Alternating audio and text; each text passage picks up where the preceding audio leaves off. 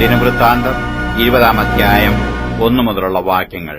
പിറ്റേയാണ്ടിൽ രാജാക്കന്മാർ യുദ്ധത്തിന് പുറപ്പെടുന്ന കാലത്ത് യോവാബ് സൈന്യബലത്തോട് പുറപ്പെട്ടു അമ്മോന്യരുടെ ദേശത്തെ ശൂന്യമാക്കിയിട്ട് ചെന്ന് രബ്ബയെ വളഞ്ഞു. ദാവീദോ യെരൂശലേമിൽ തന്നെ താമസിച്ചിരുന്നു. യോവാബ് രബ്ബയെ പിടിച്ച് നശിപ്പിച്ചു. ദാവീദ് അവരുടെ രാജാവിന്റെ കിരീടം അവന്റെ തലയിൽ നിന്ന് എടുത്തു. അതിന്റെ തൂക്കം 1 താലന്ത് പൊന്ന് എന്ന് കണ്ടു. അതിന്റെ രത്നങ്ങളും പതിച്ചിരുന്നു. അത് ദാവീദിന്റെ തലയിൽ വെച്ചു. അവൻ ആ പട്ടണത്തിൽ നിന്നു അനവധി കൊള്ളയും കൊണ്ടുപോന്നു. അവൻ അതിലെ ജനത്തെ പുറത്തു കൊണ്ടുവന്നു ഈർച്ചവാളിനും മെതിവണ്ടിക്കും കോടാലിക്കുമാക്കി. ഇങ്ങനെ ദാവീദ് അമ്മോന്യരുടെ എല്ലാ പട്ടണങ്ങളോടും ചെയ്തു.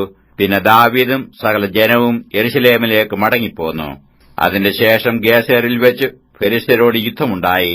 ആ സമയത്ത് ഹൂശാത്യനായ സിബെഖായി മലന്മാരുടെ മക്കളിൽ ഒരുത്തനായ സിപ്പായിയെ വെട്ടിക്കൊന്നു. പിന്നെ അവർ കീഴടങ്ങി. പിന്നെയും ഫെലിസ്ത്യരോട് യുദ്ധമുണ്ടായപ്പോൾ യായീരിന്റെ മകനായ എൽഹാനാൻ ഗിത്യനായ ഗൊല്യാഥിന്റെ സഹോദരനായ ലെബ്മിയെ വെട്ടിക്കൊന്നു. അവന്റെ കൂന്തത്തണ്ട് നെയ്ത്തുകാരന്റെ പടപ്പുതടി പോലെയായിരുന്നു. വീണ്ടും ഗത്തിൽ വെച്ച് യുദ്ധമുണ്ടായി. അവിടെ ദീർഘകായനായ ഒരു മനുഷ്യനുണ്ടായിരുന്നു. അവനു ഒരു കൈക്ക് 6 വിരലും ഓരോ കാലിനു 6 വിരലും ആകെ 24 വിരൽ ഉണ്ടായിരുന്നു. അവനും രാഫയ്ക്ക് ജനിച്ചവനായിരുന്നു.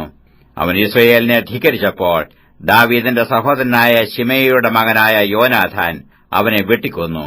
ഇവർ ഗത്തിൽ രാഫയ്ക്ക് ജനിച്ചവരായിരുന്നു. അവർ ദാവീദിന്റെയും അവന്റെ ദാസന്മാരുടെയും കൈയാൽ പട്ടുപോയി.